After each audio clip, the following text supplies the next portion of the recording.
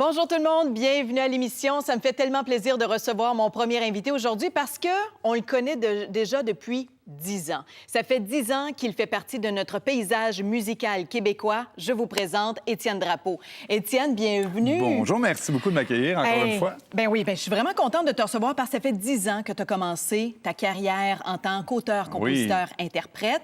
Et depuis les 10 dernières années, à chaque 2 ans, tu sors un album. Oui. Coudonc, t'es-tu superstitieux? Oui, c'est comme les joueurs de hockey qui mettent leur équipement du même bord en premier. Non, je pense que je suis surtout un gars qui en mange de l'écriture, de la composition. Moi, je sors un album normalement tout le temps dans ces périodes-ci. Je fais le gros bout de promo, là, 1 mois, 2 mois, 3 mois, puis après les fêtes, l'album est parti, la promo est faite, la tournée est commencée, fait que j'ai pu à écrire mon spectacle. On dirait qu'il faut que je recommence à écrire. C'est un besoin. Quand j'écris pas, c'est pas moi. Donc, tout de suite après, je me mets à écrire, puis un an et demi après, j'ai assez de chansons pour faire un album. Donc, tant que les gens aiment ça, tant que les gens veulent de mes chansons, moi, je vais toujours faire des albums aux 2 ans, je pense bien. Pas cette chanson-là, mais cet album-là, tu l'as coécrit avec Marc Dupré. Oui. Avec qui tu as joué au hockey. Ouais, ça fait oui. longtemps que tu le connais, Marc. Marc et moi, on est des chums, ça fait presque au moins 7 ou 8 ans.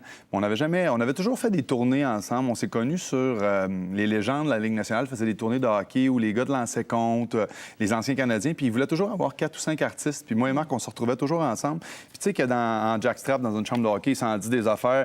Fait que... Image, Étienne Drapeau, Marc Dupré en jackstrap dans la chambre. Fait que non, ben je niaise parce que c'est Marc qui fait toujours ce joke-là. Il dit « Hey, cet album-là, ça a commencé, toi puis moi, en jackstrap dans une chambre de hockey. » Mais c'est vrai. Vous avez fait du chemin? Ben, on a fait du chemin, on a travaillé fort. Solide. Ben, tu vois d'où ça a parti. Fait que non, mais écoute, on a jasé de ça. Puis Marc, lui, ce qu'il me disait, il disait, Étienne, Marc me dit souvent, il dit, moi, je trouve que t'es le gars qui écrit les plus belles chansons d'amour au Québec. T'as une plume extraordinaire.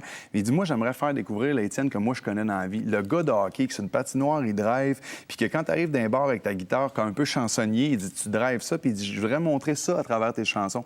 Il dit, j'aimerais ça travailler avec toi pour t'écrire des chansons plus pop-rock, plus up-tempo, pour que les gens découvrent ce côté-là de toi qu'ils n'ont pas connu encore.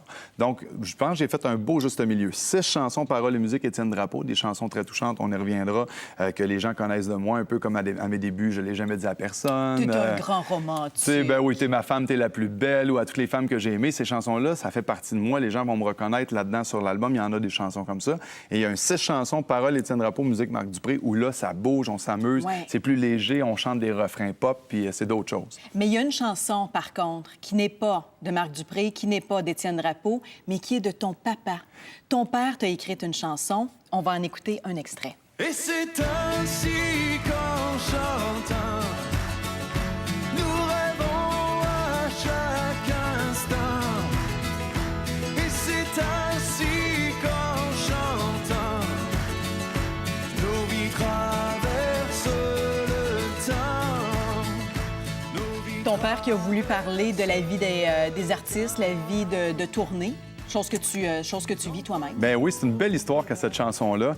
Ça fait 5 ou 6 ans que mon père a écrit. Mon père m'a transmis sa passion pour l'écriture. Chez nous, on n'était pas riches quand j'étais jeune, mais la plus grande richesse qu'on avait, c'est dans ma maison. On avait une grande bibliothèque, une grande pièce. Il y avait des murs sur tous les livres. Et moi, à 12-13 ans, j'ai lu tous les grands auteurs. Et mon père a toujours écrit beaucoup. Puis moi, je trouvais des poèmes que mes parents s'écrivaient avant que je vienne au monde, écrits dans les fins de livres, soit avril 74. Mon père qui écrivait à ma mère des beaux poèmes. Et, c'est romantique. C'est de là que je retiens mon petit côté romantique, c'est certain. On dirait un petit Alexandre Jardin, le zèbre. Et puis, à un moment donné, mon père m'arrive, il essayait de temps en temps d'écrire des textes, il écrit de la poésie, mais un texte de chanson, c'est autre chose. Hein? Il y a une structure, il y a une musicalité. Puis il me donnait souvent des textes comme ça, genre, c'est pas mal. Mais à un moment donné, il m'arrive avec le texte, les artistes. Puis là, c'est comme ce que lui... la vision de ce que son fils vit à travers ses yeux, ce que les gens qui se promènent une guitare à la main, les chansonniers, les troubadours vivent. Et puis je dis, mon Dieu, c'est bon. Je dis, un jour, je vais faire de quoi avec ça? Je le mets dans mes tiroirs. Puis au début de l'écriture de cet album-là, je le ressors, je dis, OK, je fais une chanson avec ça. Donc je compose une musique, je coécris le texte, j'arrange des phrases, puis ça a donné une belle chanson père-fils, qui est une belle histoire.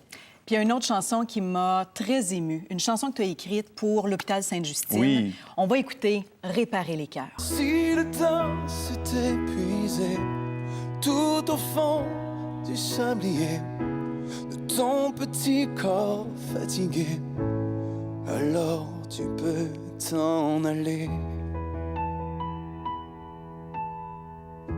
T'étais si bien, tout en m'étoufflé au creux de mes mains. Je pouvais pas me douter que le pépin était si bien caché.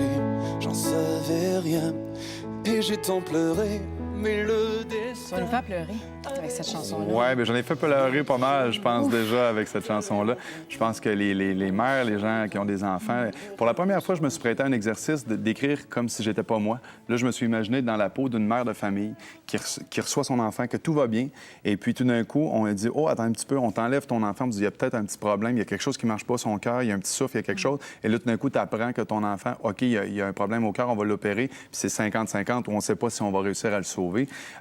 Moi, ça m'a été inspiré par les gens de Sainte-Justine avec qui je travaille. Ça fait 1 an que je suis porte-parole de la Fondation Sainte-Justine au cœur du monde, qui vient en aide aux enfants ici, mais surtout dans les pays en développement. On va réparer les cœurs de ces enfants-là à travers le monde.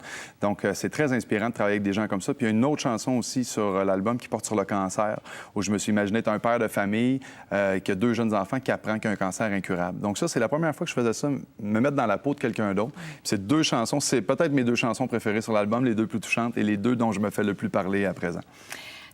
Ça, c'est des chansons qui nous vont droit au cœur, sans faire de jeu de mots, mais tu as aussi des chansons très upbeat, très up-tempo. Puis Ben ton oui. nouveau single qui va sortir prochainement, tu vas nous en faire un extrait. oui. On va terminer l'entrevue avec ça. Mais là, on aurait besoin de support visuel Ben parce oui, que ben oui. Étienne a besoin d'être entouré Oui. d'une femme rousse, d'une femme brune et d'une femme blonde. Alors, je vais Les demander filles, à Tara... Écoute, on va faire de quoi? Ils ont fait des folies. Et c'est le fun. Geneviève. Tara et Geneviève, c'est que dans ma chanson, vous allez voir assez rapidement, là, ça va marcher. Ça va marcher. J'ai OK, besoin on y va. On va faire un vidéoclip, OK? On t'écoute.